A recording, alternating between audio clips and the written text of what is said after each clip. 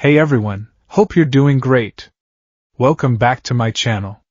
In today's video, we'll dive into what if Deku fought side by side with Spider-Man against the Sinister Six. Smash that subscribe button, and be sure to peek at the description below. Let's begin. The rain was a cold, persistent drizzle, slicking the asphalt of the Musidifa warehouse district until it reflected the bruised purple of the evening sky. For Izuku Midoriya, the chill was a distant sensation, a minor inconvenience drowned out by the thrum of power coursing through his veins and the frantic, high-pitched whine that seemed to tear at the very fabric of the air around him. His opponent, a villain calling himself Manifold, was a wiry man in a stained jumpsuit, his face a mask of desperate terror. His quirk, Warp Gate, was meant for thievery, for quick escapes and misdirection, but pushed to his limit, panicking, Manifold's control had shattered. Now, the space around him was fracturing. Shimmering, unstable portals, like oil slicks on reality, winked in and out of existence. One opened on the face of a brick wall, revealing a disorienting, upside-down view of the street behind Deku. Another blossomed in midair, spitting out a piece of a shipping container that had been sliced clean in half moments before. "Just let me go!" Manifold shrieked, his voice cracking. A fresh portal, the size of a dinner plate, opened beside his head and spat out a flurry of raindrops that should have been falling 20 feet to the left. "I can't do that!" Deku yelled back, his voice firm despite the exhaustion pulling at his bones. He skidded to a halt, the soles of his ironclad boots grinding against the wet ground. Green lightning, the raw energy of One for All, crackled around him. "Your quirk is out of control. You're going to hurt someone." He was already running on fumes. The last few weeks had been a relentless blur of patrols, battles, and sleepless nights. The weight of his self-imposed exile after the war was still a fresh scar on his soul, and even though he was back with his friends at Yui, the phantom burden of being the world's last hope never truly left him. "Focus, Izuku," he chided himself, the voice in his head a mixture of his own determination and All Might's unwavering resolve. Analyze. Adapt. Win. Black Whip, dark tendrils of energy, lashed out from his arms, anchoring him to a lamppost as Manifold opened a gaping maw of a portal directly in his path. Deku swung wide, the motion fluid and practiced. He was getting better at this, at integrating the quirks of his predecessors into a seamless fighting style. He used float to buoy himself, his feet barely skimming the puddles as he closed the distance. Danger sense screamed a warning, not from Manifold, but from the environment itself. The villain's power was poisoning the area, making reality unpredictable. Manifold screamed again, a raw sound of pure panic, and threw his hands forward. This time, the portal he created was different. It wasn't a clean oval or a sharp-edged tear. It was a vortex, a swirling vortex of sickening colors that pulsed like a diseased heart. The air pressure dropped, and a powerful suction pulled at Deku's costume, tugging loose debris from the street into its swirling abyss. Behind the villain, Deku saw them. A family, huddled under a bus stop awning, their faces pale with terror. A mother clutching her small child.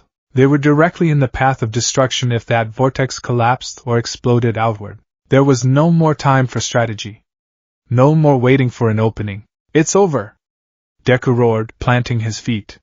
He felt the familiar surge as he activated FA Gene, storing kinetic energy in his muscles. 1 step, 2, 3, building, coiling, preparing. He could feel the vestiges within him, a silent chorus of support. He drew back his arm, the green lightning intensifying, wrapping around his limb like a living storm.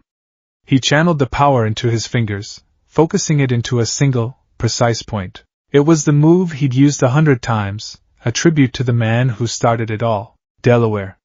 Smash! He flicked his middle finger. A cannon blast of compressed air, focused and overwhelming, erupted forward. It wasn't meant to kill, only to incapacitate. A shockwave to knock Manifold out, and hopefully disrupt his quirk long enough for it to stabilize. But it was a terrible, catastrophic miscalculation. The moment the blast of air hit the unstable vortex, reality broke. The vortex didn't dissipate, it devoured the attack. It swelled violently, the colors shifting from bruised purples to an impossible, blinding white. The suction became an irresistible, all-consuming force. Manifold, caught completely by surprise, was ripped from his feet and vanished into the light with a final, terrified scream. Deku's eyes widened in horror. Black whip tendrils strained, then snapped like rotten threads. His boots scraped 2 deep gouges in the asphalt, but his purchase was gone. The world dissolved into a tunnel of light and screaming noise. He felt a tearing sensation, as if his very atoms were being unraveled and restitched in the wrong order. His friends' faces flashed through his mind, Uraraka's determined smile, Ida's earnest intensity, Kaken's explosive rage. All might gone but proud. Then, there was only darkness. And falling. The first thing to return was sound. Not the familiar din of Muzutafu, but a cacophony, an overwhelming symphony of noise that assaulted his ears. 1,000 angry horns blared in a dozen different rhythms. The rumble of something deep and heavy vibrated through the ground. Voices, a tidal wave of them, chattered and shouted in a language he barely recognized. A rapid-fire staccato of English that made his head spin. The next was smell. Acrid exhaust fumes, the sweet, greasy aroma of roasting nuts, the faint, unpleasant tang of stale water and garbage. It was a thick, cloying miasma that filled his lungs and made him want to gag. Finally, he dared to open his eyes, and the world exploded in light. He was lying on his side on rough, black pavement. But all around him, monolithic towers of glass and steel clawed at the sky, their surfaces plastered with colossal screens. They weren't just screens. They were living walls of light, shifting and changing every second. A 50-foot-tall woman laughed silently as she drank from a bottle of red liquid. A sleek, futuristic car raced through a digital desert. Words, in English, he realized with a jolt of panic, scrolled, flashed, and pulsed in every color imaginable. The sheer sensory overload was a physical blow. Times Square. He didn't know the name, but he was in its epileptic heart. A wave of dizziness washed over him, and he squeezed his eyes shut. Where am I? What was that quirk? Some kind of teleportation? A pocket dimension? His danger sense, the quirk from the fourth user, Hikitshinomori, was going haywire. But it wasn't the sharp, piercing alarm of an imminent attack. It was a low, constant, agonizing hum, like 1,000 bees trapped inside his skull. The sheer density of people, the chaotic movement of the yellow vehicles he now recognized as taxis, the countless variables of the city itself, it was all one massive, undefined threat. He pushed himself up, his body screaming in protest. His suit was torn in several places, the forest green fabric ripped at the shoulder and knee. His cowl was askew, and he could feel a sticky wetness matting the hair above his temple. He looked at his hands. They were trembling. Panic, cold and sharp, began to set in. He was alone. Utterly, completely alone, in a place he didn't recognize, surrounded by a language he couldn't speak. He reached for his comms unit, his fingers fumbling with the button on his ear. Uraraka? Ida-kun? Can anyone hear me? He whispered, his voice hoarse. Static. Only static. His breath hitched. He was a hero. He couldn't panic. He had to assess the situation. Find high ground. Observe. But every instinct was screaming at him that he was an alien here, a rabbit dropped in a wolf pack. As if to punctuate his despair, a new sound cut through the city's din, a shrill, piercing alarm, followed by the unmistakable sound of shattering glass and popping gunfire. Every head on the street turned. Down the block, the pristine facade of a building marked Metropolitan Bank had been shattered. 3 figures in black ski masks were backing out, carrying heavy duffel bags and firing handguns indiscriminately into the air. Civilians screamed and scattered, a wave of humanity parting around the chaos. And in that moment, the panic, the disorientation, and the fear were incinerated by a single, overriding impulse. The core of his being, the very reason he had inherited One for All. There are people in trouble. His mind went quiet. His body moved before he could think. He pushed off the ground, the coiled power of One for All propelling him into a short, controlled leap using float. He landed softly atop a newsstand, the sudden movement drawing a few gasps from the scattering crowd below. From his new vantage point, he could see the scene clearly. 3 robbers, armed and dangerous, panicked civilians. The heroes, where were the heroes? There were none. No one was coming.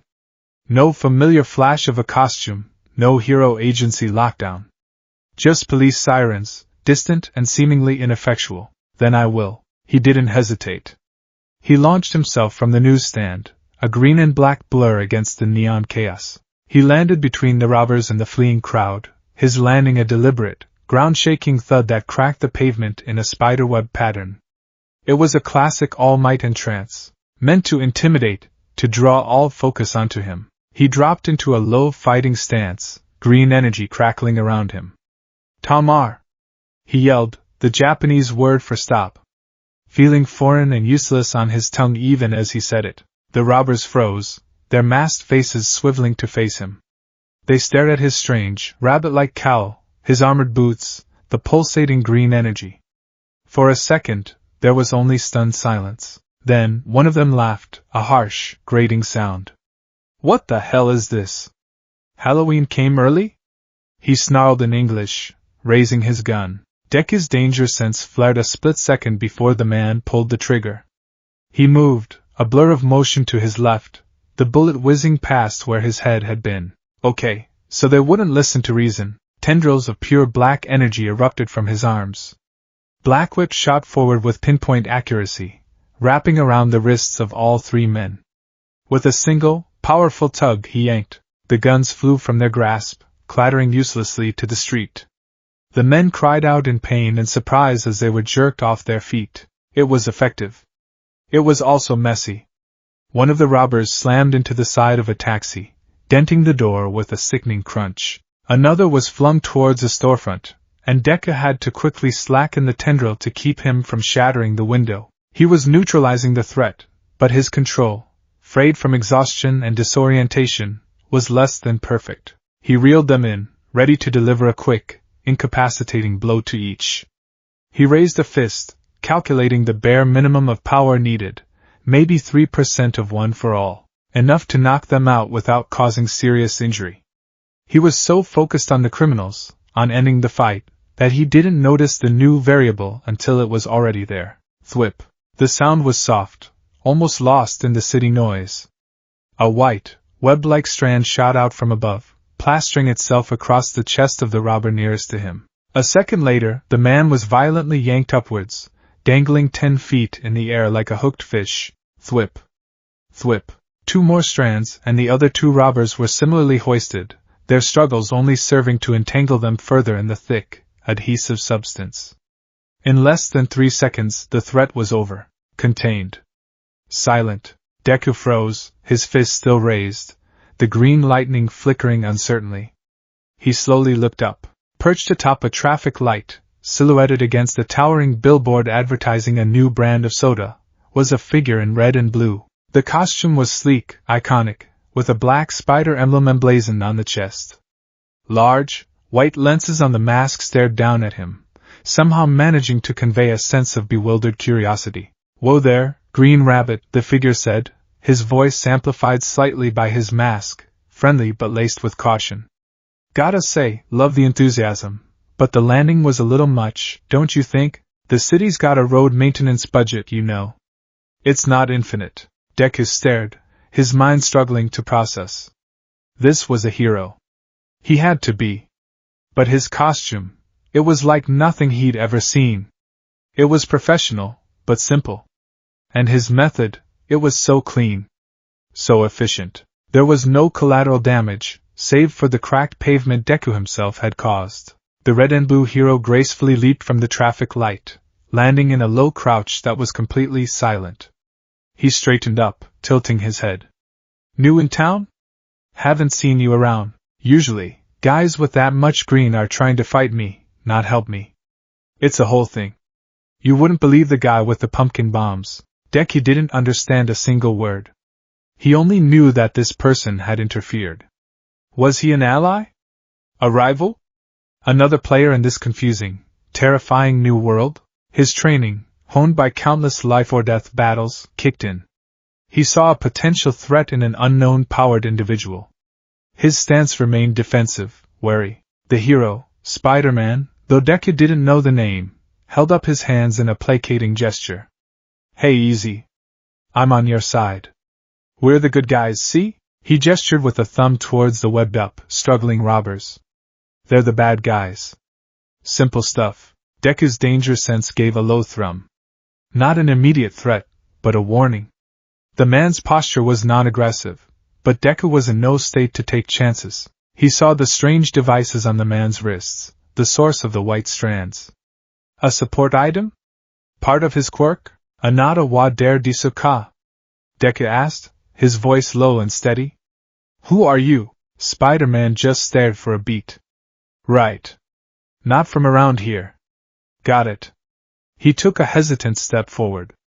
Look, whatever your deal is, thanks for the assist, but you came in a little hot. We need to. That step was the trigger. Deku saw movement and reacted. He dropped low, sweeping a leg out.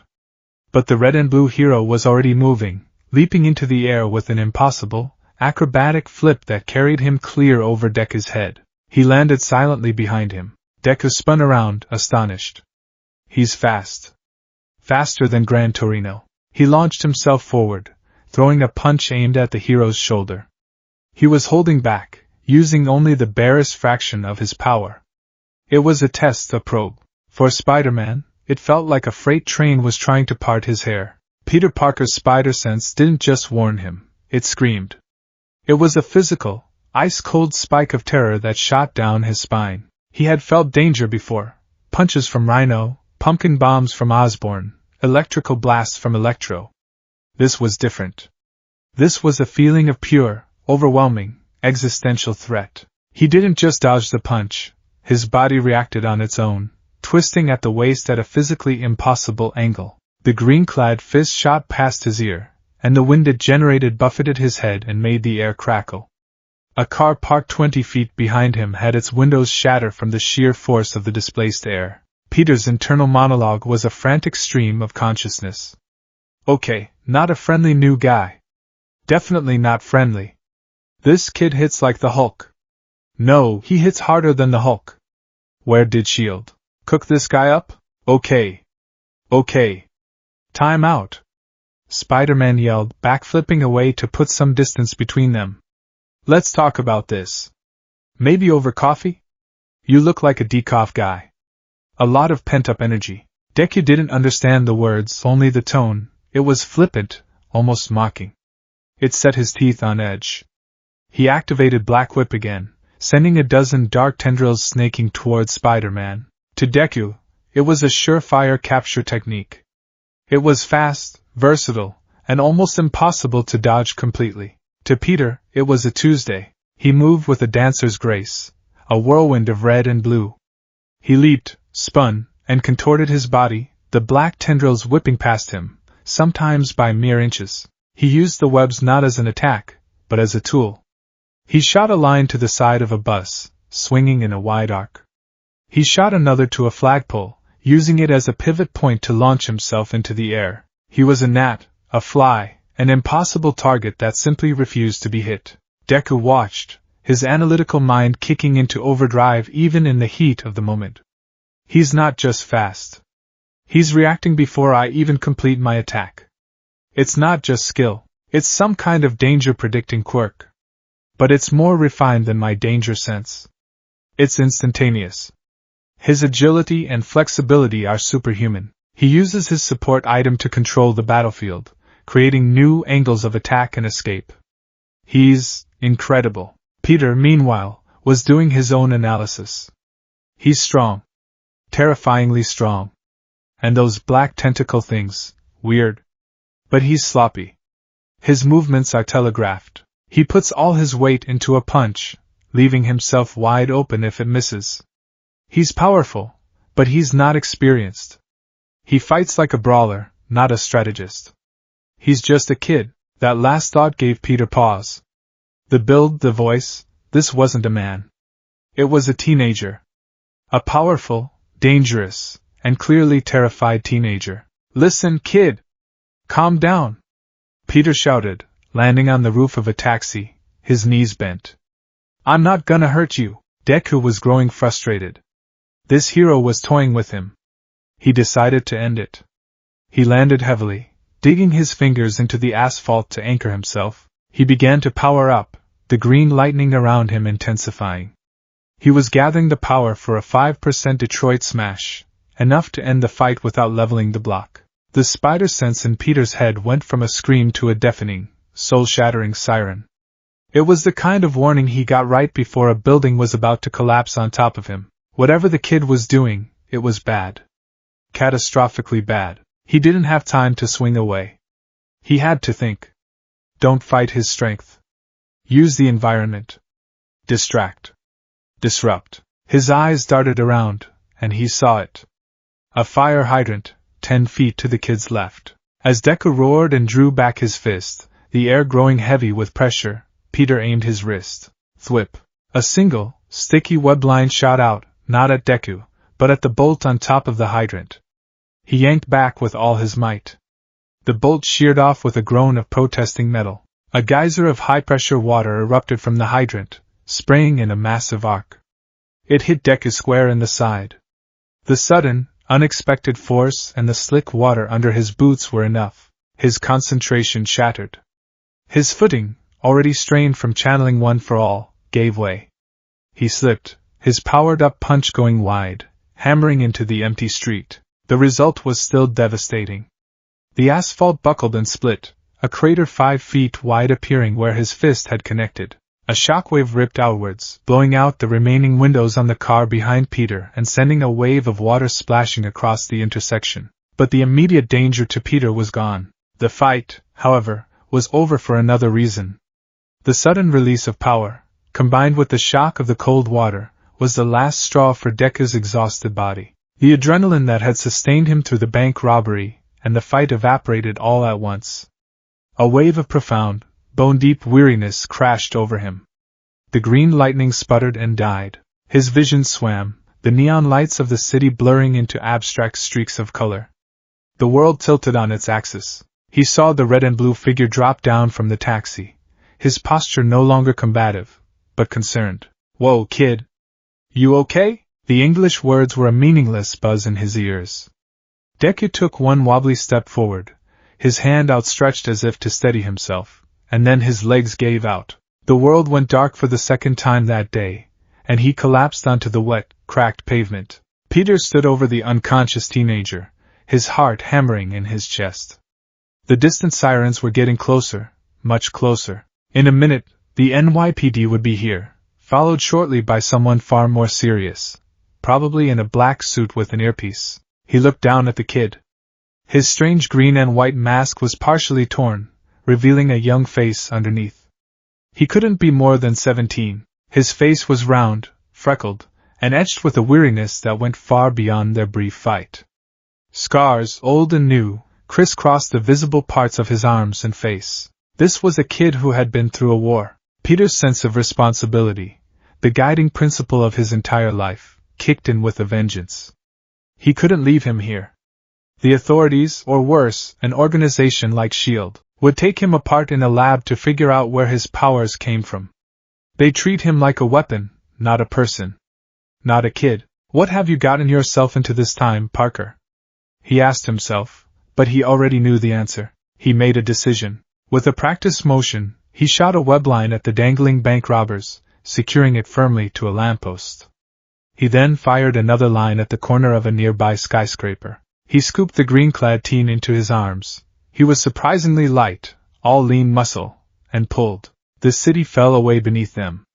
They soared into the air, a silent, fleeting shadow against the garish glow of the city. Peter moved with purpose, swinging through the canyons of steel and glass, taking a circuitous route back to the one place he knew was safe.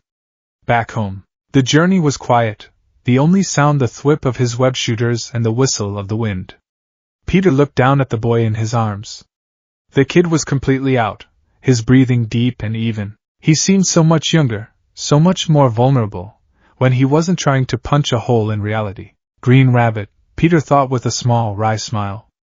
"I'm gonna have to workshop that name." Izuku Midori awoke slowly, adrift in a sea of fuzzy consciousness. The first thing he registered was a feeling of warmth and softness.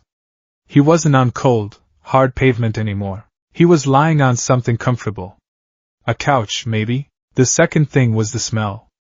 It was rich, savory, and utterly delicious. Melted cheese, tomato sauce, and baked bread. Pizza. The scent was so universally comforting that it cut through his lingering confusion. He blinked his eyes open. The light was dim, coming from a single lamp with a crooked shade in the corner of the room. He was in an apartment. It was messy. Books were stacked in precarious towers, blueprints and schematics were pinned to a corkboard, and strange-looking mechanical gadgets lay in various states of assembly on a coffee table. It looked like a cross between a college dorm room and an inventor's workshop. He sat up, a groan escaping his lips. His head throbbed, but the deep ache in his bones had subsided to a dull soreness. He looked down at himself. His left arm was wrapped in a clean, professional-looking bandage. Someone had treated his wounds. His torn suit was still on, but his mask and gloves had been carefully removed and placed on the coffee table next to him. His heart began to beat a little faster. Where was he? Who brought him here? Hey! Easy there. The voice was calm and familiar. It was the man in the red and blue suit. Deku's head snapped towards the sound. He was standing in the doorway of what looked like a small kitchen, but he wasn't wearing the suit anymore. He was a young man, perhaps in his mid-20s, with kind brown eyes and tousled brown hair. He was wearing a faded gray t-shirt with a science pun on it. I lost an electron. Are you positive? And a pair of worn jeans. He held 2 paper plates, each one bearing a large, greasy slice of pepperoni pizza. He offered one to Deku, a small, reassuring smile on his face. Deku stared, his mind trying to reconcile the image of the impossibly agile hero with this ordinary-looking man. He had taken off his mask. For him. It was an incredible gesture of trust. A gesture that screamed, I'm not a threat. The man took a hesitant step into the room, his movements slow and deliberate, as if not to startle a wild animal.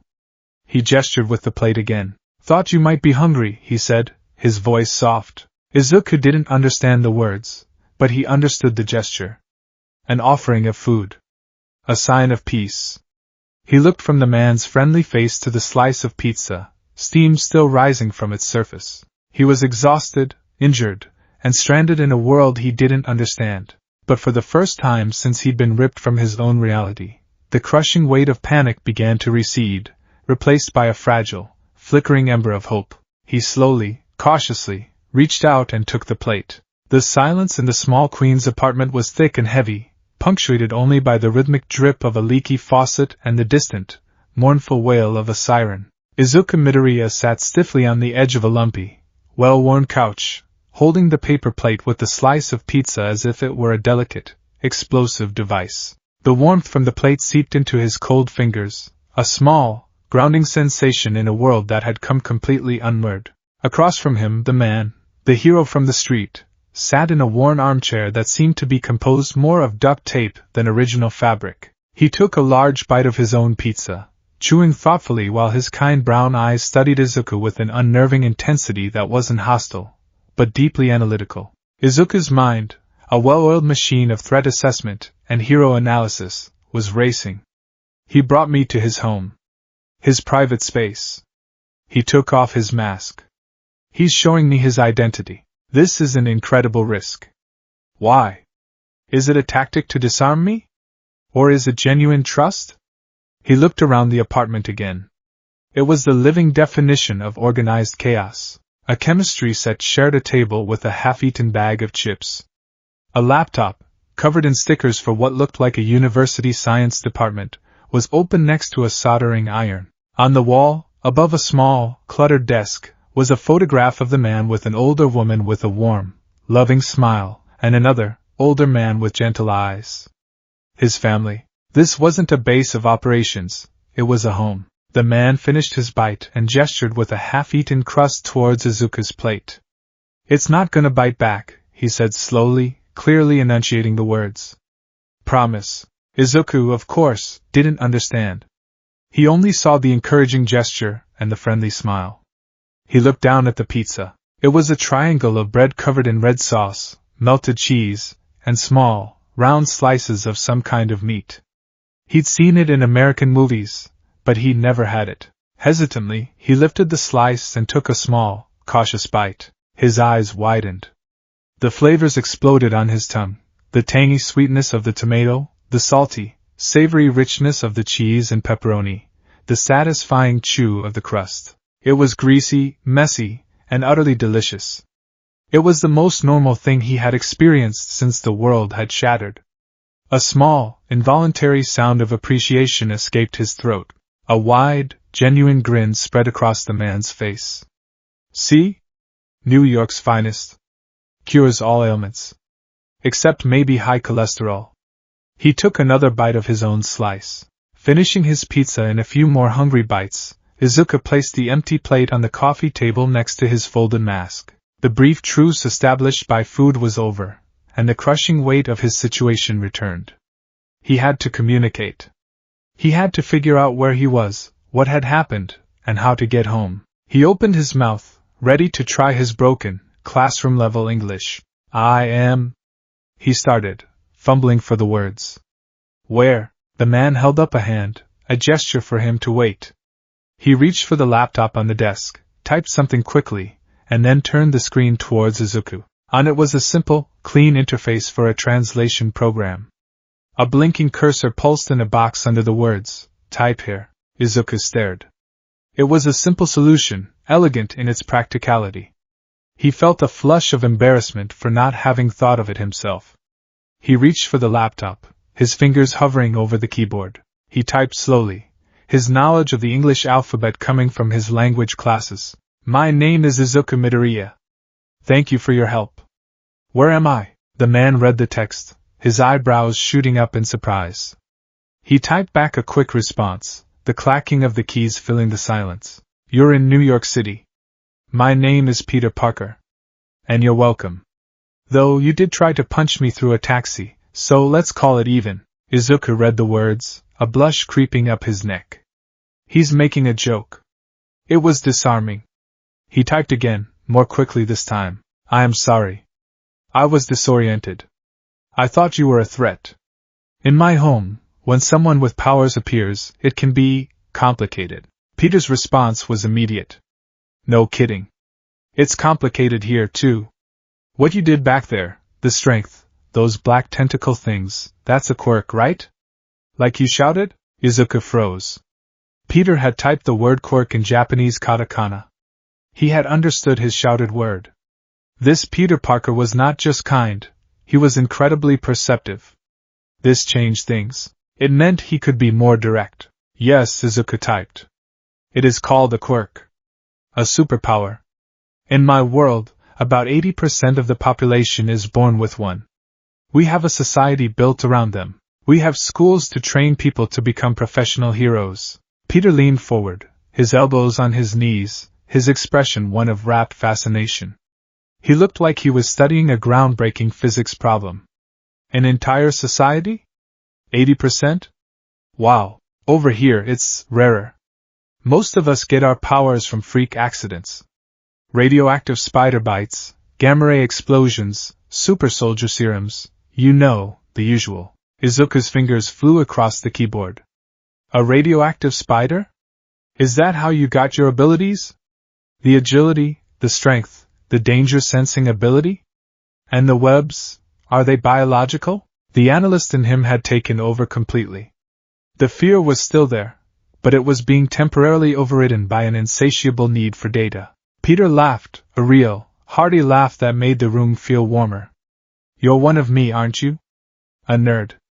Okay, lightning round. Yes, radioactive spider. Strength, speed, wall crawling, and a spider sense that warns me of danger. And no, the webs aren't biological. That'd be gross. I designed the web fluid and the shooters myself. High tensile strength polymer. He tapped the device still strapped to his wrist. Izuku stared at him with newfound reverence. He made them himself? That level of scientific genius combined with that combat ability. He's a hero on multiple fronts. It was like comparing All Might's power with May Hatsum's ingenuity, all rolled into one person. The conversation flowed from there, a rapid-fire exchange of questions and answers via the laptop screen. Izuku explained the basics of his world, the rise of quirks, the age of heroes, the symbol of peace, All Might, and the school he attended, UA High. He was careful, of course. He didn't mention one for all by name, nor its secret nature of being passed down. He framed it as a unique, power-stockpiling quirk that grew stronger with each user, a sacred trust given to him by his mentor. He spoke of the great war he had just survived, the loss, the burden. He didn't go into detail, but the shadow of it was there in his words, in the way he described his duty to protect everyone. Peter, in turn, explained his world.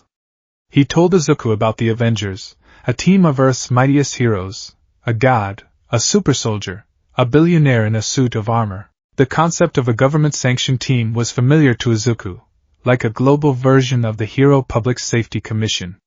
But Peter spoke of them as colleagues, not as idols. He explained that most heroes in his world operated independently, often viewed with a mixture of adoration and suspicion by the public and the government. Then, the conversation turned more personal. Izuku, emboldened by Peter's openness, asked the question that had been burning in his mind. Why do you do it? Being a hero. You said powers are rare here. You could live a normal life. Peter's smile faded, replaced by a somber, distant look.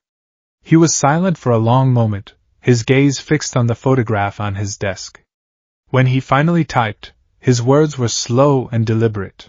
I wasn't always a hero. When I first got my powers, I was a teenager. I was arrogant. I was selfish.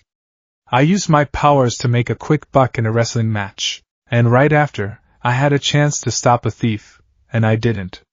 I let him go. I told myself it wasn't my problem. He paused, taking a deep, shaky breath. That same thief, not 10 minutes later, shot and killed my uncle. My Uncle Ben.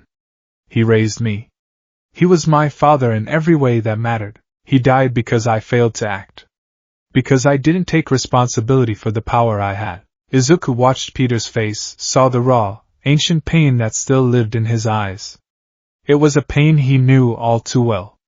It was the guilt of not being strong enough, of not being fast enough. It was the weight of Sir Nightie's death, the burden of the countless lives lost in the war. Peter continued typing, his final words appearing on the screen with a stark finality. My uncle always used to tell me something. He'd say, with great power comes great responsibility. I let him down once. I spend every single day of my life trying to make sure I never do it again. That's why I do it. It's my responsibility. The words hit Izuku like a physical blow. With great power comes great responsibility. It wasn't a catchphrase.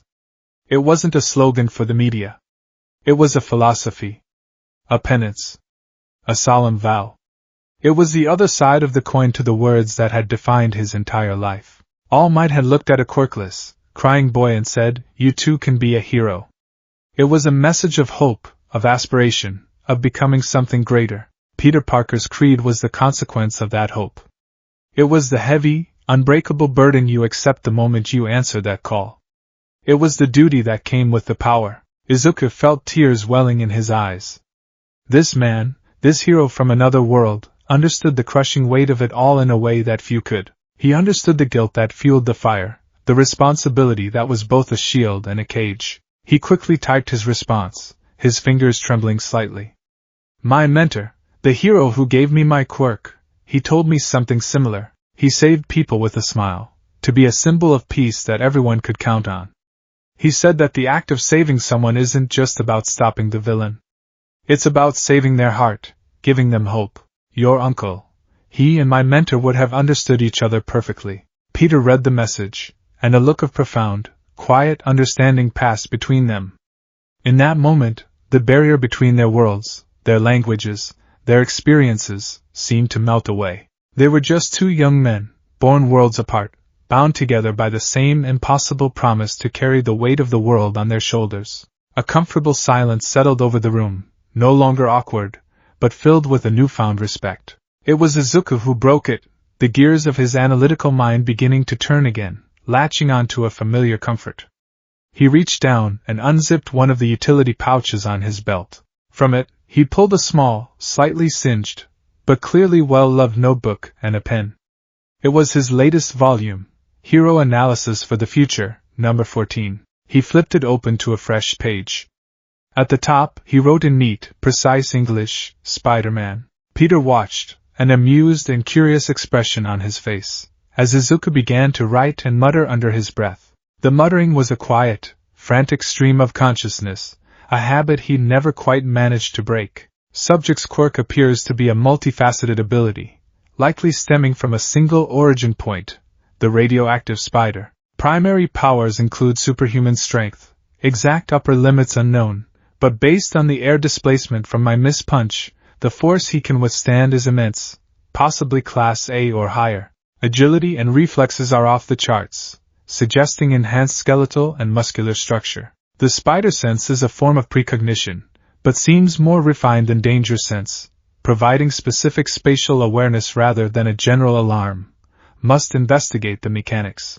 He sketched a quick, surprisingly detailed drawing of Spider-Man swinging on a web, with arrows pointing to different features. He added notes in the margins: web shooters, wrist-mounted. Synthetic fluid. What's the composition? Tensile strength must be comparable to carbon fiber. Dissolvable? What's the mechanism for different web types? Line, spray, net, combat style, highly evasive. Uses momentum and environment to his advantage. Doesn't rely on brute force, but on outmaneuvering and incapacitating opponents. This suggests a high-level intellect and years of experience. He prioritizes damage control above all else. Peter leaned over, trying to read the frantic scribbling. His eyes widened as he saw the detailed breakdown of his own powers and equipment, the astute observations about his fighting style, the probing questions about his web fluid formula. Whoa, he breathed, pointing at the notebook. What is all this? Izuku looked up, his face flushing with embarrassment, as he realized he'd been caught in one of his muttering fugues. He quickly typed an explanation on the laptop. It's a hobby. I analyze heroes. Their powers, their gear, their strategies. It helps me learn. Peter didn't laugh. He didn't find it weird. Instead, he looked genuinely impressed. He tapped the drawing of the web shooter. You got all that from a 5-minute fight?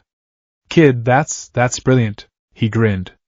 If you're ever looking for an internship, my lab could use a mind like yours. The praise from a hero as competent and intelligent as Peter sent a thrill of pride through Izuku. For the first time, he felt like he wasn't just a lost child. He was an equal. A colleague. They found their common ground not just in their shared burdens, but in their shared intellect and their unabashed, nerdy love for the mechanics of heroism. Far below the bustling streets of New York City, in the cold, sterile silence of a hidden laboratory, a different kind of analysis was taking place. The lab was a marvel of engineering, built within the cavernous, forgotten shell of an old pneumatic transit station. The only light came from the blue glow of holographic monitors, reflecting off the polished chrome of 4 mechanical arms that were fused to the spine of the man sitting before them. Dr. Otto Octavius watched the data streams scroll across his screens, his face impassive. His expression was one of intense, intellectual arrogance, the look of a man who believed himself to be the smartest person in any room, or, in this case, the world. The monitors replayed satellite imagery, energy sensor readings, and news footage from the incident in Times Square. Fascinating, he murmured to himself, his voice a low, cultured rumble. The mechanical arms behind him whirred softly, adjusting screens and magnifying data points with a fluid, serpentine grace. They were as much a part of him as his own limbs. The news report showed grainy cell phone footage of the green-clad teenager fighting Spider-Man. It was chaotic, blurry, but the power on display was undeniable. But that wasn't what interested Otto. What interested him was the initial event, the energy signature of the boy's arrival. A spontaneous, high-energy spatial displacement, he mused, one of his mechanical claws zooming in on a graph depicting a massive, instantaneous spike in exotic particles. Not a teleportation, a brute force dimensional breach. The energy required, it's astronomical. For years, Otto's work had been theoretical. He sought to create a stable, self-sustaining fusion reaction, a miniature sun to grant the world limitless energy. But the accident that had fused these arms to his body had also shattered the limitations of his ambition. Why simply power a world when you could harness the power of all worlds? The multiverse was no longer a theory to him. It was the ultimate power source, and he would be the one to tap it. This boy, this anomaly, was the key. He was living proof that the barrier between worlds could be broken. And where one tear exists, more can be made. But he was a pawn, a catalyst. He was also powerful, and currently allied with his most persistent, infuriating nuisance, Spider-Man. Otto knew he couldn't face them both alone. Arrogance did not preclude pragmatism. It was time to stop working alone. It was time to build a team. A board of directors for his new enterprise. His mechanical arms danced across a holographic keyboard, pulling up encrypted files. Each file contained a name, a profile, and a history of failure. Failure he could exploit. His first call was to a low-rent, dilapidated apartment in the Bronx. The phone rang, a shrill, piercing sound in the darkened room. Max Dillon ignored it. He was sitting on a stained mattress on the floor, staring at his own hands. Blue sparks of electricity danced between his fingers, illuminating his gaunt, pale face.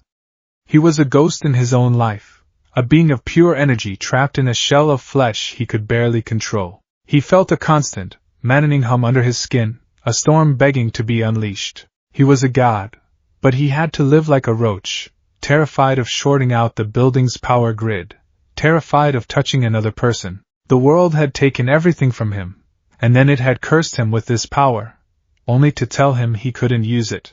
The phone rang again. Angrily, Max reached for it, a bolt of electricity arcing from his finger and melting the cheap plastic of the receiver. The ringing stopped. A moment later, a sleek, black tablet on his nightstand lit up, an incoming video call from an encrypted number. He grunted and accepted. Otto Octavius's face appeared, cool and composed. "Mr. Dillon," he began, his voice smooth as silk. "I hope I'm not disturbing you. What do you want, Octavius?" Max snarled. "I have a proposition," Otto said, ignoring the hostility. "I've been monitoring your condition.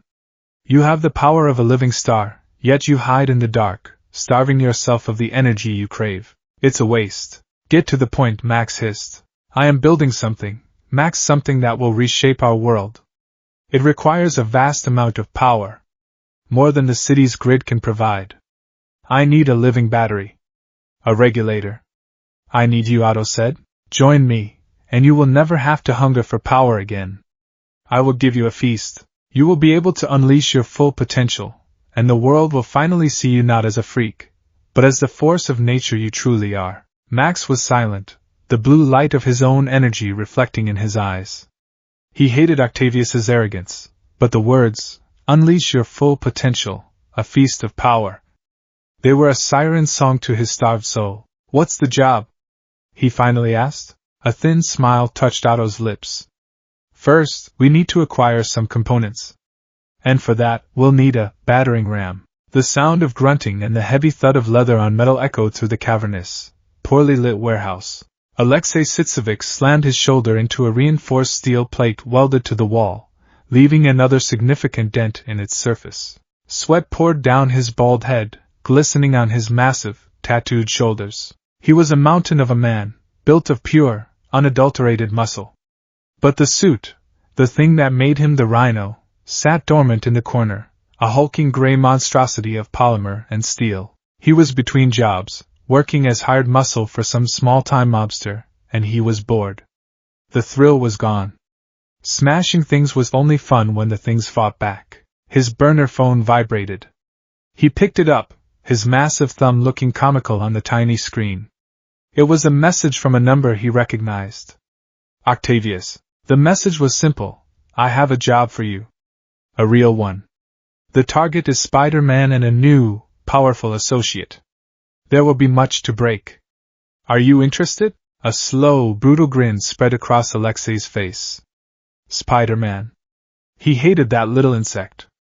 Always jumping, always quipping, always making him feel slow and stupid with his webs and his tricks. And a new hero? A new challenge? This was what he craved. Not the boredom of threatening shopkeepers. The glory of a real fight. He typed a one-word response with his thick finger. Duh. Yes. Back in Peter's apartment, the exhaustion of the day was finally catching up to Izuku.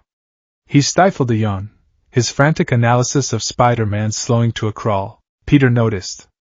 He gently closed the laptop. You need to rest, he typed. You're safe here.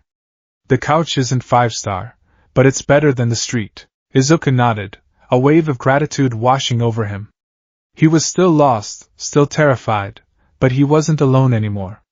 He had found an ally, a mentor, a friend. He looked at Peter, the young man who joked about his messy apartment, and carried the weight of a sacred vow. He was so different from All Might, the towering pillar of society. Peter wasn't a pillar, he was scaffolding, intricate and adaptable, holding the city together from the shadows with webs and wits. And Izuku realized there was just as much to learn from him. He typed one last message on the screen, looking Peter directly in the eye as he did. Thank you, Peter Parker. For everything. When you fight, I will fight with you. Peter read the message and gave a tired but genuine smile. He didn't need a translator to understand the look of fierce determination on the kid's face. He knew that look. He saw it in the mirror every morning. Get some sleep, Izuku Midoriya, he typed back. Tomorrow, the real work begins. Izuku woke to the smell of burnt toast and the insistent, cheerful beeping of a coffee maker. For a fleeting, blissful moment, he forgot where he was. The familiar, comforting aroma transported him back to the Yui dorms, to weekend mornings where Sato would be baking and Ida would be trying, with little success, to enforce a structured breakfast schedule. He half expected to hear Uraraka's bright greeting or Kaken's morning tirade. Then his eyes fluttered open, and the reality of his situation came crashing back. He was on a lumpy couch in a cluttered Queens apartment, thousands of miles, or perhaps dimensions, away from home. The suit he was still wearing felt heavy and foreign. The faint, ever-present hum of New York City was the only sound beyond the small kitchen. He sat up, his muscles protesting with a dull ache. The memories of the previous night flooded his mind, the vortex, the chaotic arrival, the bewildering fight, and the quiet, profound understanding forged with Peter Parker over pizza and a translation app. Peter was in the kitchen, a small alcove barely big enough for one person. He was wearing a slightly too large, faded t-shirt for Empire State University and a pair of sweatpants. He was squinting at a toaster from which a plume of black smoke was gently rising. With the practiced ease of someone used to minor kitchen disasters, he unplugged the appliance, grabbed the charred remains of a bagel with a fork, and tossed them into the bin with a sigh. Guess it's coffee and existential dread for breakfast again, he muttered to himself, then noticed Izuku was awake. He offered a tired but friendly smile. Morning, sunshine. Sleep okay? I promised the lumps in that couch build character. Izuku, still grappling with the language barrier, simply nodded and gave a small, appreciative smile of his own. He felt better. A full night of uninterrupted sleep, the first he'd had in weeks, had done wonders. The bone-deep exhaustion was gone, replaced by a thrum of latent energy. One for all felt calm and coiled within him, ready. Peter gestured for him to come over. On the tiny kitchen counter, next to the offending toaster, sat two items. The first was a simple, black fabric mask that covered the lower half of the face, much like the one he wore with his own hero costume. The second was a small, sleek earpiece. Peter picked up the earpiece and pointed to his own ear, then to Izuku's, speaking slowly and clearly. Comms. For communication. I rigged my laptop's translation software into the network. It's a prototype, so the grammar might be a little funky. But it should let us talk in real time. He then picked up the mask. And this is so nobody snaps a lucky photo of your face. Trust me, secret identities are a pain, but they're better than your loved ones ending up on a villain's to-do list. Izuku understood the intent perfectly. The practicality of the items was astounding. Peter had identified their two biggest operational problems, communication and identity, and had engineered solutions overnight. He took the items with a grateful nod, fitting the earpiece snugly into his ear and securing the mask around his neck, ready to be pulled up when needed. Can you hear me? Peter's voice crackled in his ear, followed a millisecond later by a flat, robotic female voice speaking Japanese. Can you hear me? Izuku's eyes widened in astonishment. It worked. Hi, he said, his voice filled with awe. I can hear you perfectly, the translator word. Yes. I can hear you perfectly, Peter grinned, looking immensely proud of his handiwork. Sweet. The syntax is a bit literal, but it beats typing everything out. Now, first order of business, we need to figure out what you're going to eat that isn't my terrible cooking. Before they could delve into the complexities of New York breakfast options, a specific, urgent alert blared from Peter's laptop. It was a custom notification he had set up, one that bypassed the usual news feeds and police scanners, tied directly to energy fluctuation sensors he'd piggybacked onto the city's power grid. Peter's demeanor changed in an instant. The easygoing, friendly host vanished, replaced by the focused, sharp-edged hero. He was at the laptop in 2 strides, his fingers flying across the keyboard. Izuku was right behind him, peering over his shoulder. A map of Manhattan dominated the screen, a pulsating red icon flashing over a commercial district on the west side. "That's a massive, localized energy surge," Peter said, his voice tight. The translator in Izuku's ear kept pace. "That is a large, focused energy spike. It's not a blackout, it's the opposite. Someone is pumping colossal amounts of electricity into one spot, and that spot is a Roxxon facility." "Roxxon?" Izuku asked. "Roxxon? Bad news," Peter replied grimly, already moving towards a loose floorboard where he kept his suit. "Imagine a company with the ethics of a Bond villain and the resources of a small country. They specialize in experimental energy sources. Whatever is happening there, it's not good." He pulled on his Spider-Man suit with a fluid efficiency that spoke of 1,000 quick changes in back alleys and on rooftops. "Stay here," he ordered, his voice firm. "You're not ready. We don't know what we're facing. Remain. You are not prepared. The enemy is unknown." Izuku's spine stiffened. He understood the logic. He was an unknown variable, unfamiliar with this world's villains.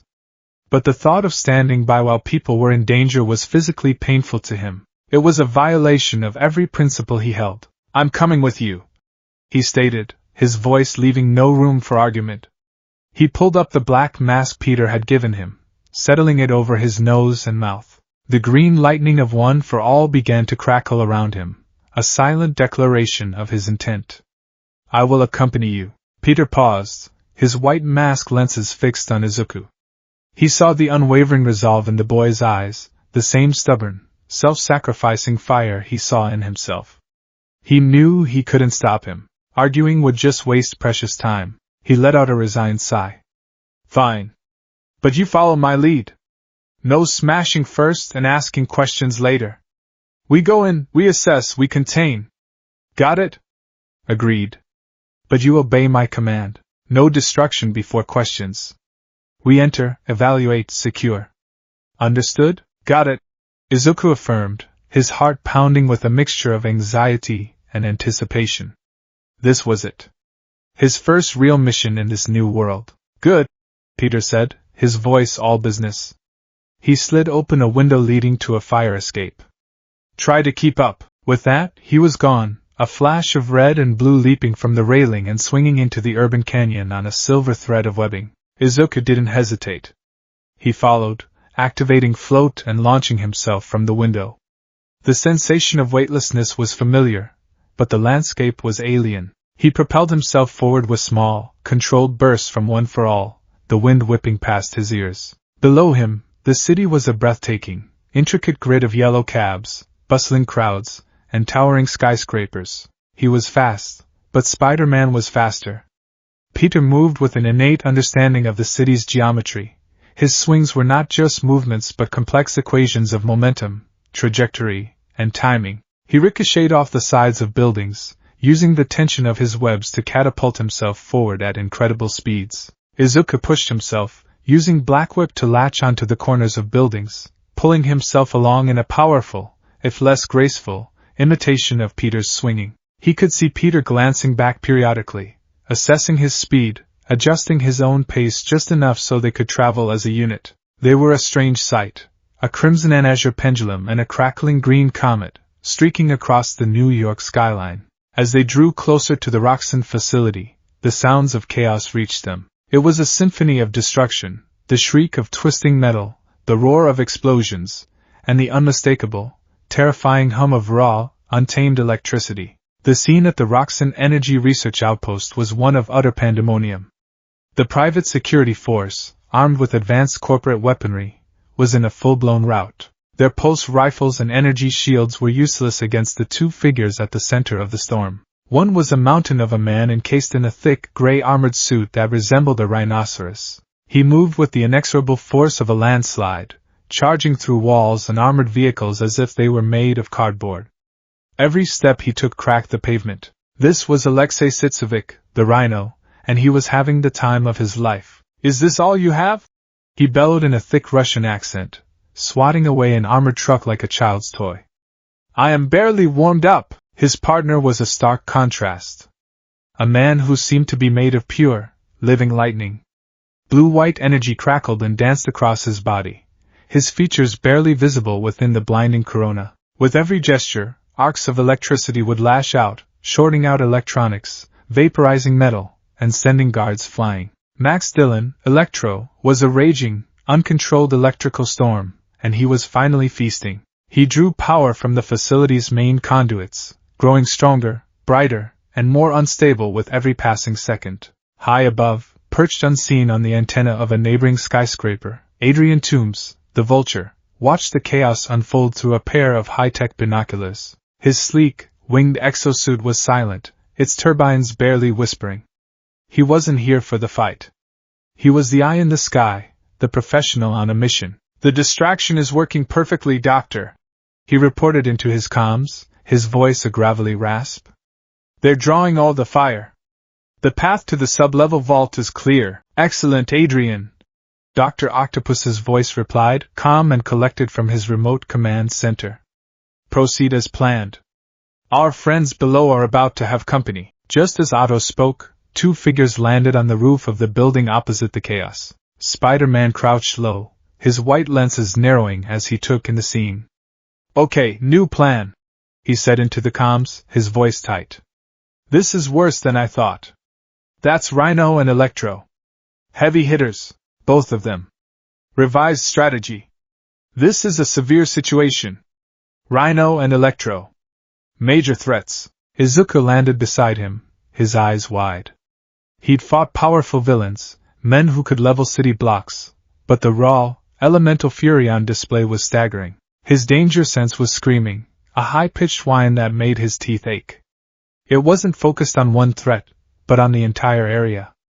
Everything was a danger zone. "Rhino's the big guy in the gray suit," Peter explained quickly, pointing. "All brute force. His suit is nearly indestructible. You can't outmuscle him, you have to outthink him.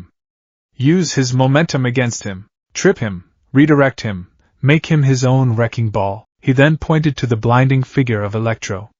"The light show is Electro. He's pure energy. Hitting him is like punching a lightning bolt. It'll just charge him up more. Water can short him out temporarily, but he's drawing too much power from the facility for that to be effective for long. We need to insulate to ground him." Izuku absorbed the information instantly, his analytical mind already formulating a dozen different strategies.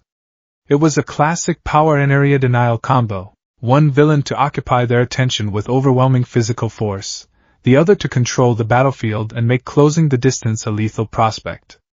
It was brutally effective. "What's the objective?" Izuku asked, his voice steady. "What is the goal?" "Civilian protection first. There are still Roxxon employees trapped in that building. We need to create an opening for them to escape. Then, we divide and conquer. I'll take Electro, you handle the walking tank. Can you do it?" "First, save civilians. Employees are inside. We must make an escape path. Then, we separate them. I will fight Electro. You will fight Rhino. Are you capable?" Izuku looked at the chaos, at the terrified faces he could just make out in the windows of the building. He thought of all the times he'd been told he couldn't, all the times he'd been underestimated. He met Peter's gaze, his own eyes burning with fierce determination. "I can do it," he said. "I can handle it." "That's what I like to hear," Peter replied. He gave Izuku a thumbs up. "On my mark." Peter took a deep breath, and then he launched himself off the roof, a red and blue streak against the gray sky. "Hey, Sparky!" he yelled, his voice echoing across the street. "Missed me? I see you're still having trouble with your electric bill." Electro turned, his face a mask of pure fury within the electrical haze. "Spider-Man!" he shrieked, his voice crackling with static. He unleashed a massive bolt of lightning, a spear of pure energy that shot towards Peter. Peter, already in midair, twisted his body, the bolt searing the air where he had been a split second before. He fired 2 web lines, swinging down into the fray.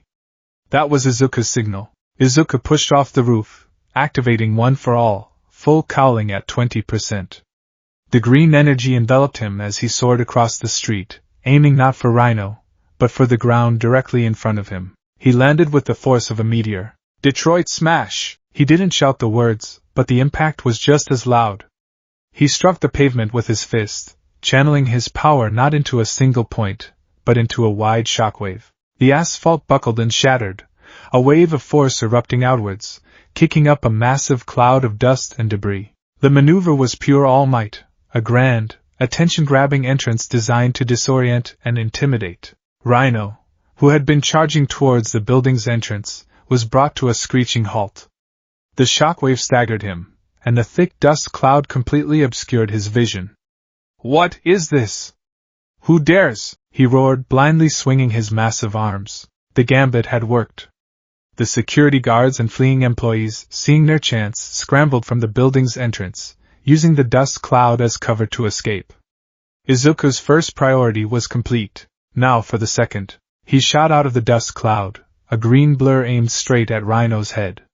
He knew from Peter's briefing that a direct assault was foolish, but he needed to test the suit's durability himself. He threw a punch, holding back significantly, putting only about 8% of his power into it. His fist connected with the side of Rhino's helmet with a deafening clang, like a hammer striking an anvil. The impact sent a painful vibration all the way up Izuku's arm, but Rhino barely flinched. He just shook his head as if bothered by a fly and swiveled his massive head, his small, beady eyes finally locking onto Izuku. "A new hero?"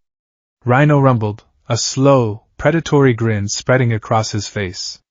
"You are small, but you hit hard.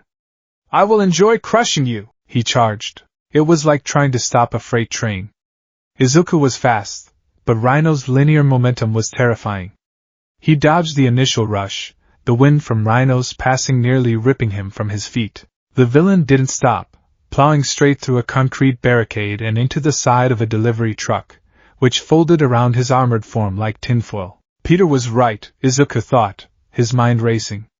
Brute force is useless.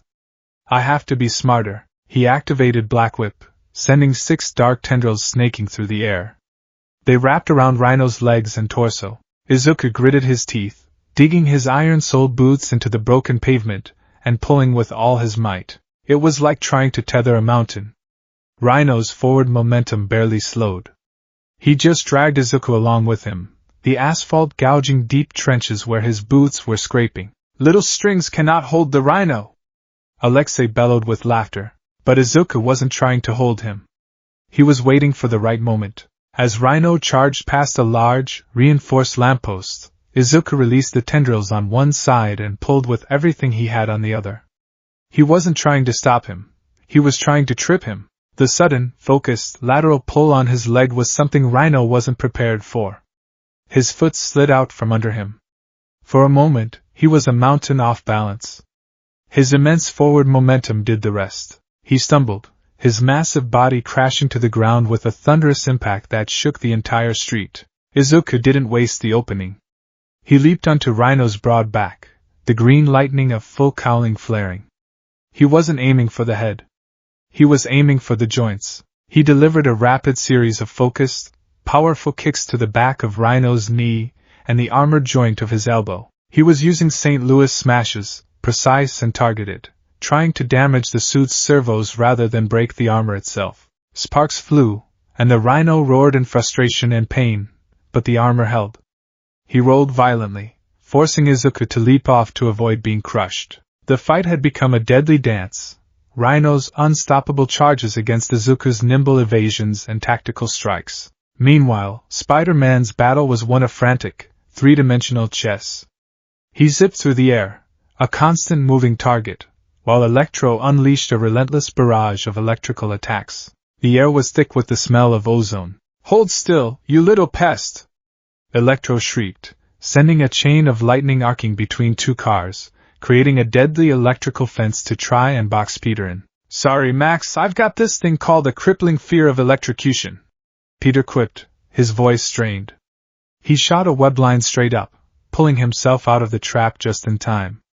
It's a condition. My doctor says I shouldn't be around angry, super-powered electrical generators. Peter's quips weren't just for show. They were a weapon. They kept Max angry, unfocused, making his attacks powerful but predictable. While he was taunting, Peter was observing. He saw the thick industrial power cables running from the street into the side of the Roxon building.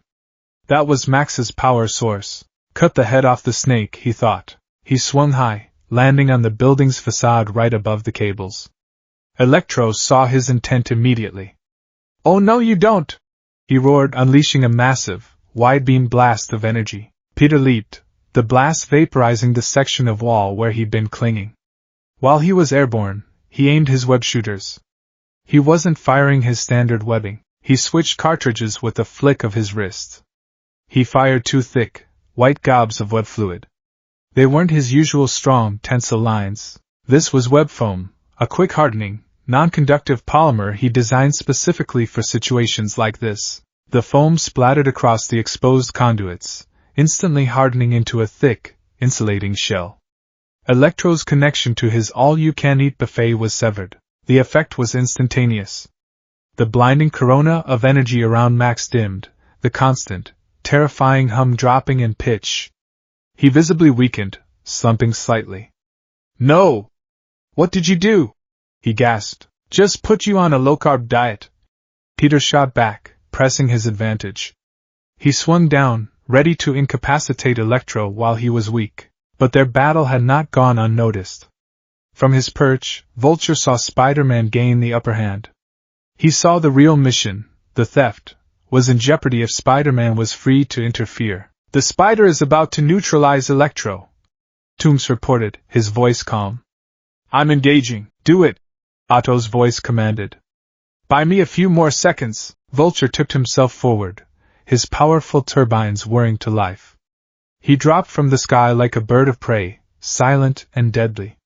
His target wasn't Spider-Man. It was the insulated power cables. He swooped in, his razor-sharp metallic wingtips slicing through the web foam and the thick cables beneath as if they were butter. Sparks erupted. Electro, who had been staggering, suddenly let out a triumphant roar.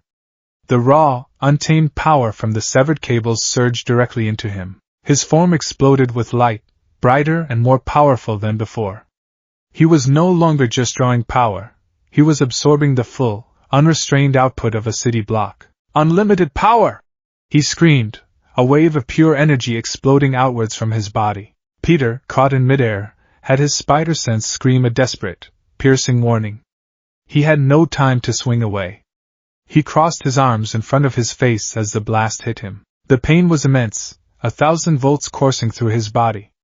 His suit's insulated layers protected him from the worst of it, but the concussive force was staggering. He was blown out of the air, slamming hard into the side of a building before falling limply to the street below. Izuku saw it all happen. He saw Spider-Man fall. A cold, primal fear seized him, colder than any he had felt since arriving in this world. For a split second, he was back at Kamino, watching All for One impale All Might. He was watching his mentor, his hero, fall. Spider-Man! He screamed, his voice raw. That split second of distraction was all Rhino needed. With a furious roar, he surged to his feet and charged, closing the distance while Izuku was looking away. Izuku's danger sense flared, but it was too late. He turned just as the armored behemoth slammed into him. There was no finesse, no technique. Just pure, irresistible force. It felt like being hit by a building. The air was driven from Izuku's lungs in a single, painful gasp. The world became a blur of motion and a cacophony of screeching metal as Rhino's charge carried them both down the street, plowing through parked cars and bus shelters. Izuku was pinned against Rhino's chest, the immense pressure threatening to crack his ribs. He struggled, pushing back with One for All, but it was like trying to push back the tide. He had to do something. He couldn't just be a passenger on this ride of destruction. He gritted his teeth, ignoring the crushing pain. He activated Black Whip again, not as a weapon, but as an anchor. The black tendrils shot out, latching onto the sturdy steel framework of the surrounding buildings. He was going to stop this train. He pulled. The tendrils went taut, groaning under the strain. The muscles in his back and arms screamed in protest. For a moment, nothing happened. Then, slowly, agonizingly, Rhino's seemingly unstoppable charge began to slow. The metal of the lampost's black whip was anchored to begin to bend and warp. The sound of groaning steel filled the air. Rhino roared in fury, pushing harder. "You cannot stop me, little boy! I have to!" Izuku grunted, pouring more and more of his power into the pull. The green lightning around him flared violently.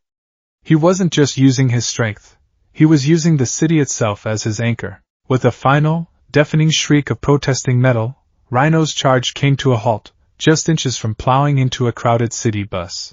The sudden stop threw Rhino off balance.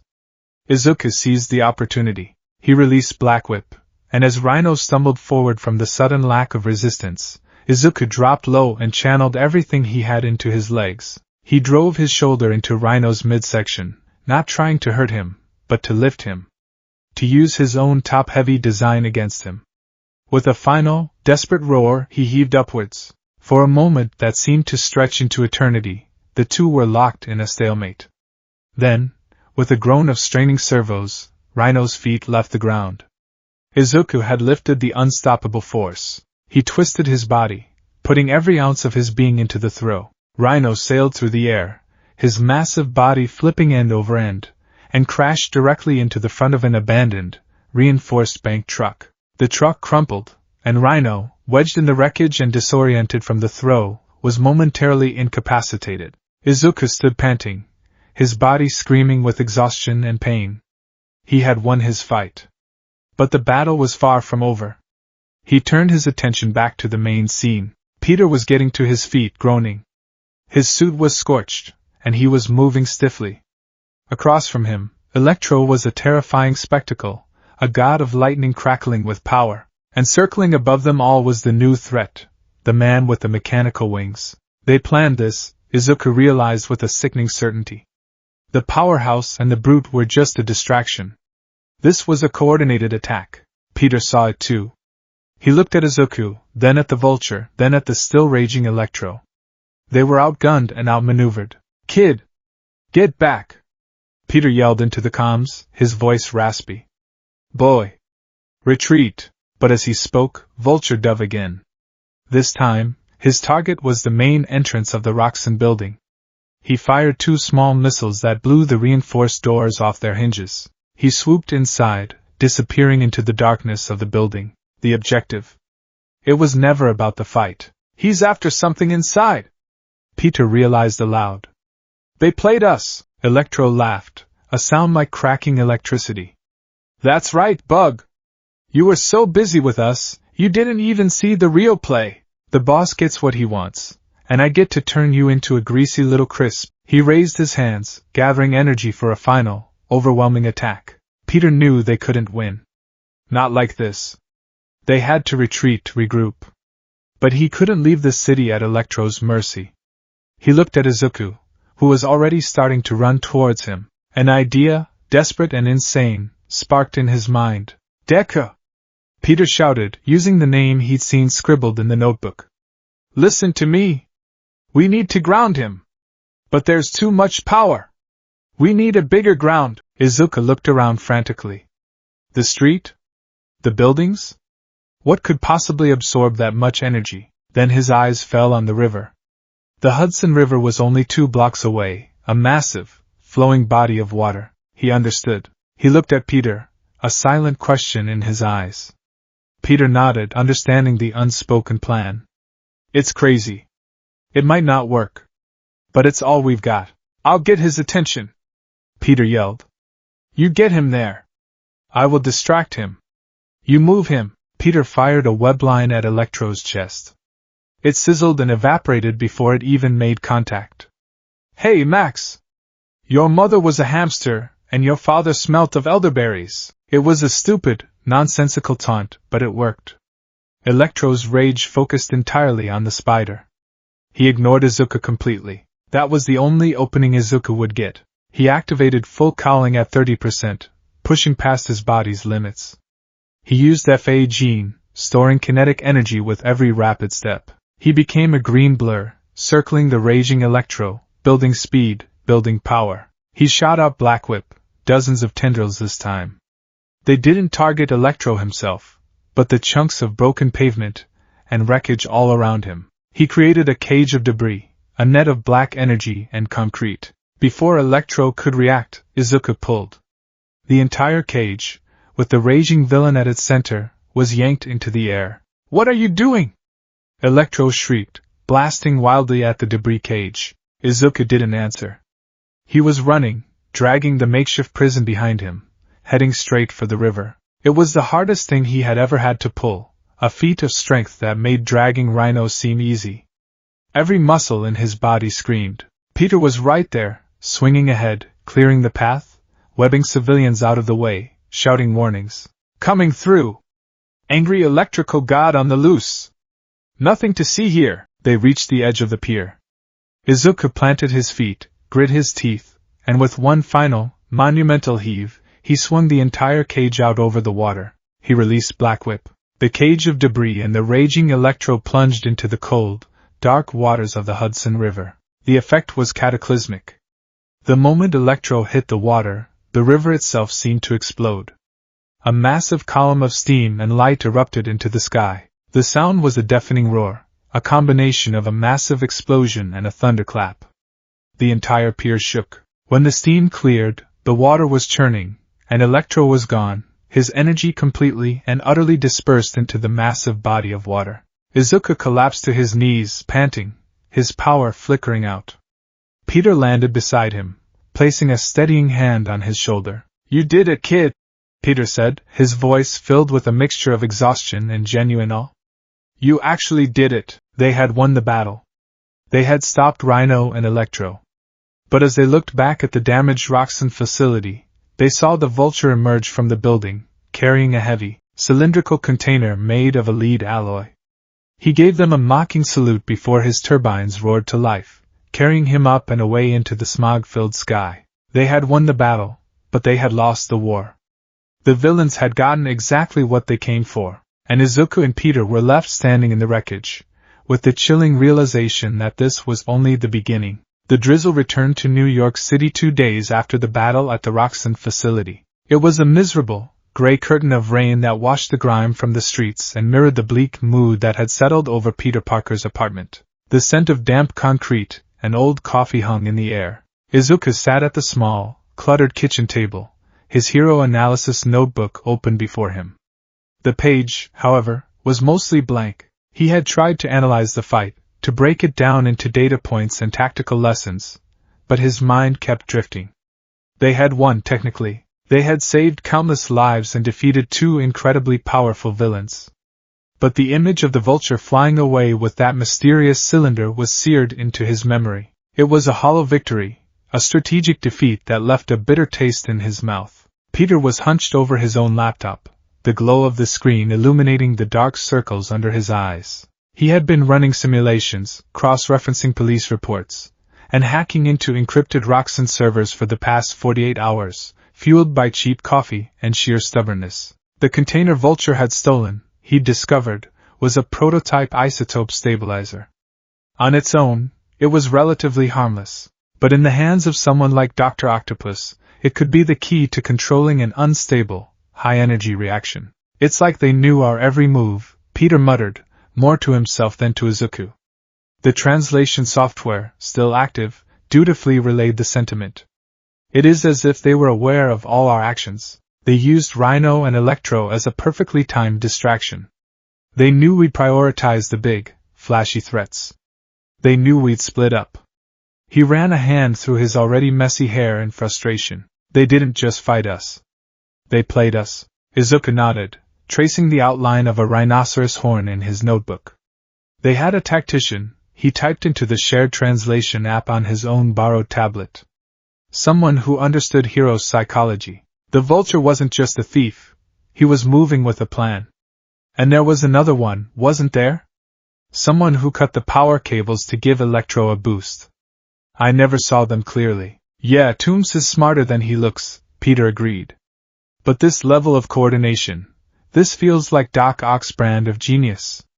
He's the one pulling the strings. The air in the apartment was thick with the weight of their failure, and the chilling anticipation of the villain's next move. What they didn't know was that the next move wasn't being planned in a hidden laboratory or a villainous boardroom. It was being planned from the shadows by a man who saw the world not as a chessboard, but as a hunting ground. In a lavish, mahogany-paneled trophy room in a penthouse overlooking Central Park, Sergei Kravenov, known to the world as Kraven the Hunter, stood before a wall of his greatest conquests. The mounted heads of the world's most fearsome predators, a Siberian tiger, a Kodiak bear, a great white shark, stared down with glassy, lifeless eyes. They were monuments to his strength, his cunning, his ultimate supremacy over the natural world.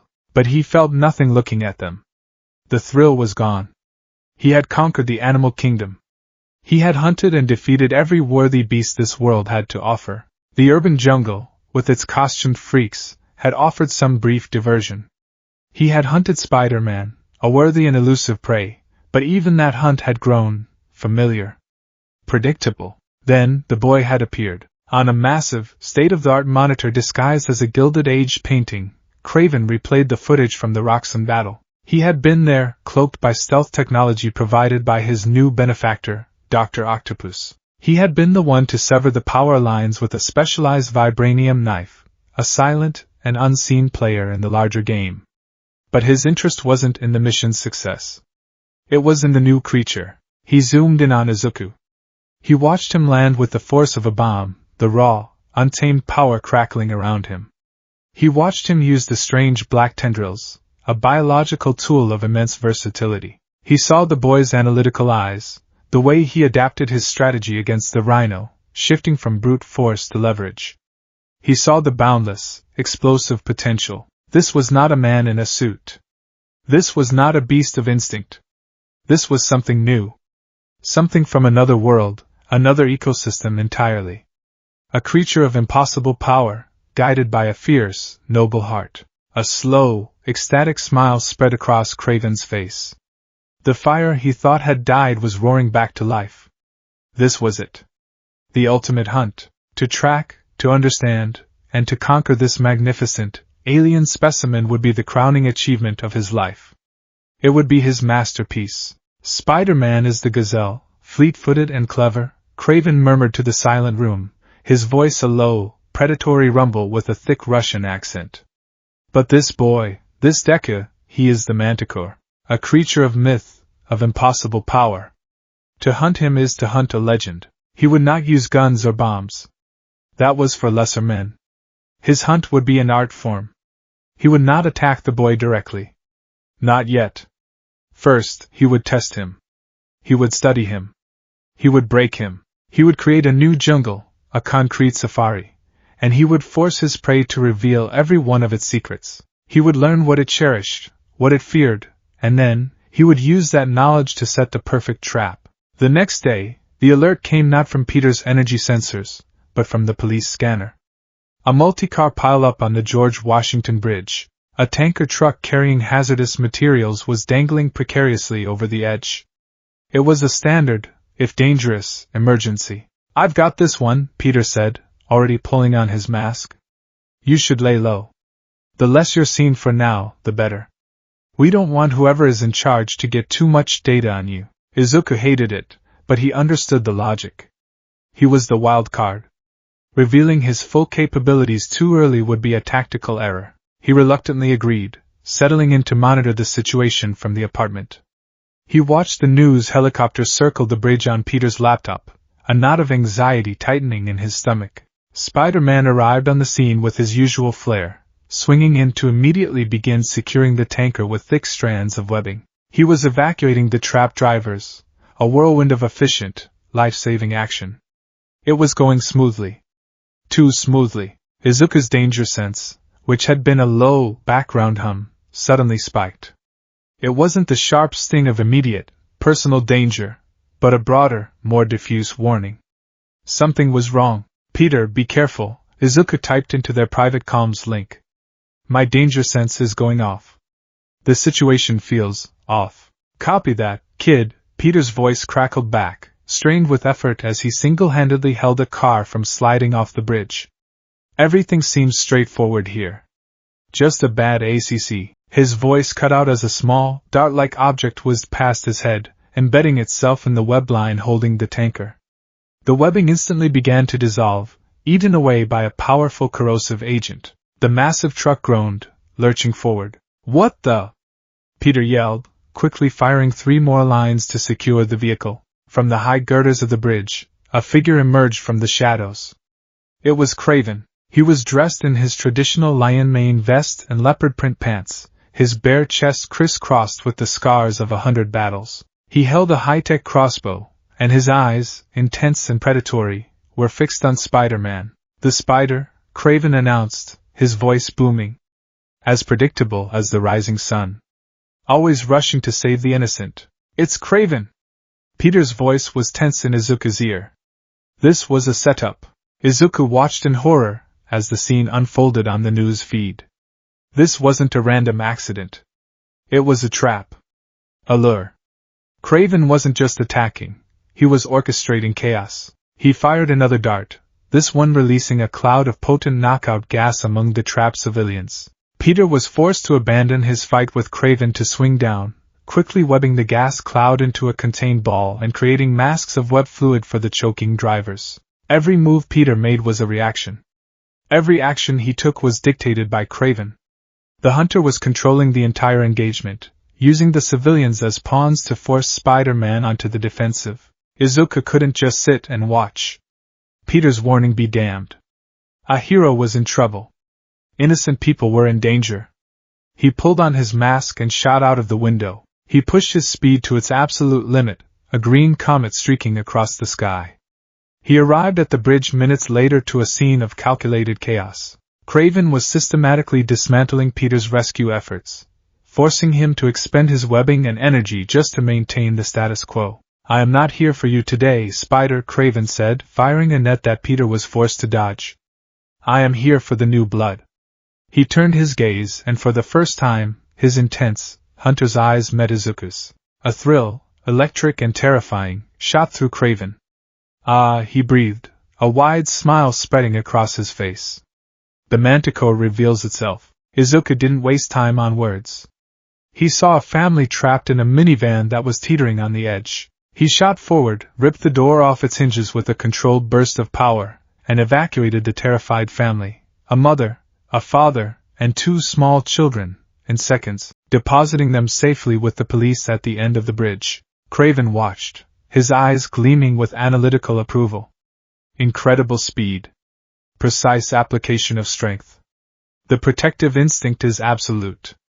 He prioritizes the herd. You see, Spider? Craven called out. He is magnificent. Pure, untamed power, tempered by a noble spirit. He is the ultimate quarry. Izuku and Peter stood back to back on the roof of a bus, the wind whipping around them. The immediate civilian threats were neutralized, but the tanker was still unstable. What's his deal? Izuku asked through the comms. What is his objective, Craven? He's the world's greatest big-game hunter, Peter explained, his voice grim. And a few years ago, he decided he'd conquered the animal kingdom and moved on to bigger game, us. He doesn't want to kill me, not really. He wants to conquer me. To prove he's better. And now, it looks like he's found a new trophy to hunt. This was a new kind of villain for Izuku. He wasn't motivated by greed like the bank robbers, or a lust for power like Electro. He wasn't a mindless brute like Rhino. This was something far more personal, and far more terrifying.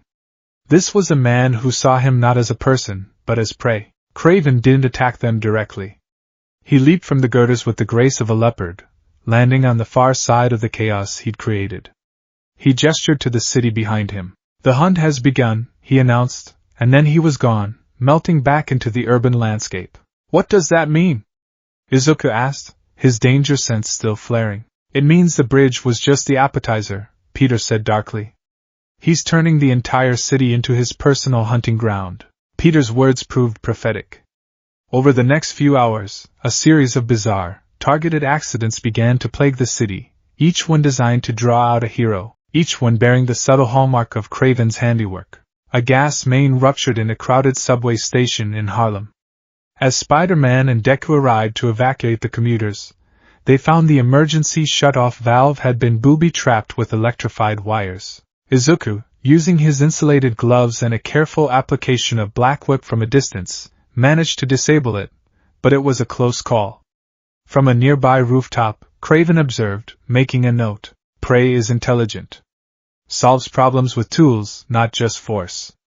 Avoids direct contact with unknown elements." Next, a construction crane in Midtown inexplicably lost its brakes, its massive wrecking ball swinging wildly towards a glass-walled office building. Peter had to use almost a full cartridge of webbing to create a massive catch net, while Izuku used float and a 15% smash to alter the ball's trajectory at the last second.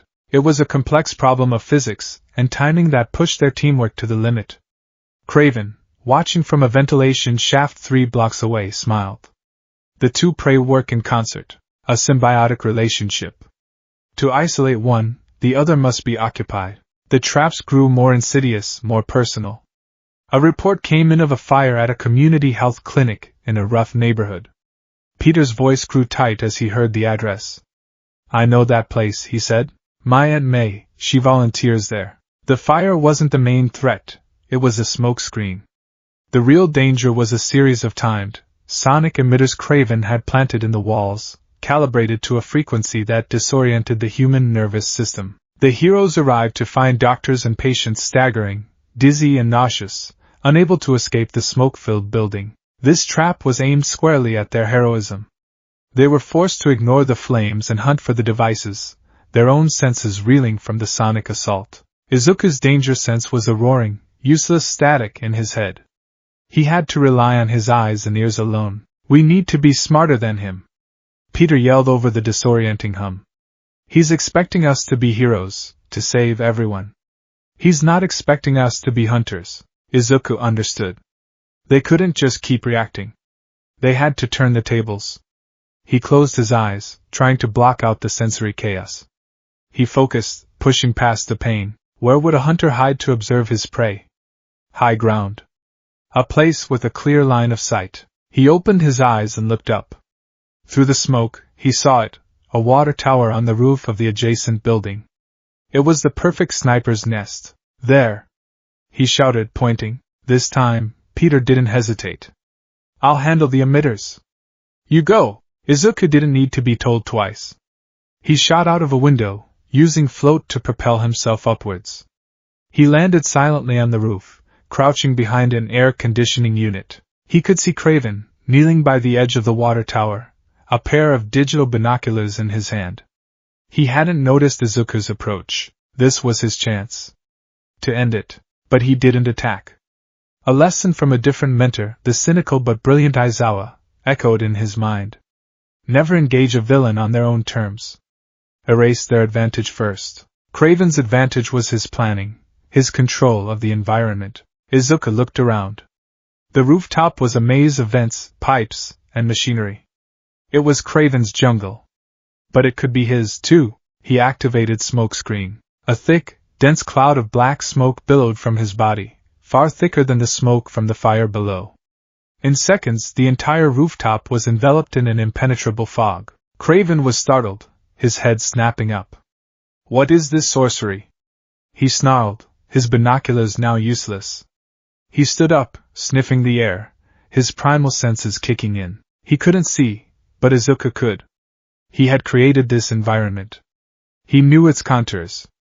And more importantly, his danger sense, now freed from the sonic interference, began to work again. It wasn't a roar anymore. It was a sharp, clear ping, telling him exactly where Craven was in the smoke. A clever trick, Craven's voice echoed through the fog. "You seek to blind me. But I have hunted in the blackest nights, in the deepest caves. You cannot hide from me." He threw a knife in the direction of a faint sound. It clattered harmlessly against a metal pipe. Izuku was silent. He was a ghost in the fog he had created. He used his unique combination of quirks, turning the tables on the hunter. He used float to move without making a sound, his feet hovering inches above the gravelly roof. He used Black Whip to feel his way through the smoke, the tendrils silently probing the space around him. He was hunting the hunter. Craven grew frustrated. He was the master of the hunt, the apex predator. But here, in this unnatural fog, his senses were being tricked. He felt a flicker of something he hadn't felt in years, uncertainty. He spun around, convinced he heard something behind him, and threw a punch into the empty air. That was the opening Izuku needed. He activated FA gene, building kinetic energy with a series of small, silent movements within the smoke. He burst out of the fog, not in front of Craven, but from the side, from his blind spot. He wasn't aiming a punch. He was aiming for capture. Black Whip shot out, wrapping not around Craven's powerful limbs, but around his ankles. At the same time, Izuku fired another tendril that wrapped around a thick steel pipe on the far side of the roof. He pulled both ends simultaneously. Craven's feet were yanked out from under him, and his head was pulled down towards the pipe. The hunter, for all his strength and skill, was caught completely by surprise. He was trussed up like a wild boar, his own forward momentum working against him, slamming him hard against the roof. Izuku landed on his chest, a knee pinning him down, his fist cocked back, crackling with the green energy of a 5% smash. "It's over, Craven," Izuku said, his voice steady. The translator made the words crisp and clear. "It is finished, Craven." For a moment, there was only the sound of their breathing and the distant sirens. Craven lay pinned, his eyes wide. He stared up at the boy, at the controlled power held in his fist, at the intelligent, determined eyes behind the mask. He had been outmaneuvered, outhunted, and he began to laugh. It was not the laugh of a defeated man. It was a deep, joyous, utterly terrifying laugh of pure ecstasy. "Magnificent!" he roared, his voice filled with genuine admiration. "You did not just fight me. You used my own methods against me. You used the environment. You stalked me. You turned my jungle into your own. You have exceeded all my expectations." Before Izuku could react, Craven's body tensed. With a surge of seemingly superhuman strength, he flexed, snapping the Black Whip tendrils around his ankles. He twisted his body, dislodging Izuku and sending him stumbling back. He didn't press the attack. He simply leaped to his feet, brushing the dust from his vest. He looked at Izuku not as a captor looks at a prisoner, but as a Grand Master looks at a brilliant student. "This was but the first test, Manticore," Craven said, his smile wide and unnerving. "A preliminary assessment of your capabilities. And you have passed with flying colors." He took a step back, towards the edge of the roof. "I have the data I require. Your strength, your speed, your tools. But more importantly, I have seen your spirit. The noble heart of a true predator. Our next encounter will be one for the ages." He gave a theatrical bow. "Until then, the hunt continues." And with that, he threw a smoke pellet of his own at the ground. It exploded in a thick cloud of gray smoke. By the time it cleared, Craven was gone. Vanished without a trace. Izuku stood alone on the rooftop, his heart pounding. He had won the confrontation, but the victory felt chillingly hollow. He hadn't defeated a villain. He had impressed a monster. He had passed the test he never wanted to take. Peter's voice came over the comms, breathless but safe. "Kid? Deku? Are you okay? I got the last emitter. What happened up there?" Izuku looked out over the sprawling, indifferent city, the lights beginning to twinkle as dusk settled. He had wanted to prove he could be a hero in this world, but in doing so, he had proven himself to be the ultimate prize in a madman's game. "I'm okay," he finally replied, his voice heavy. "But I think I just made things a lot worse."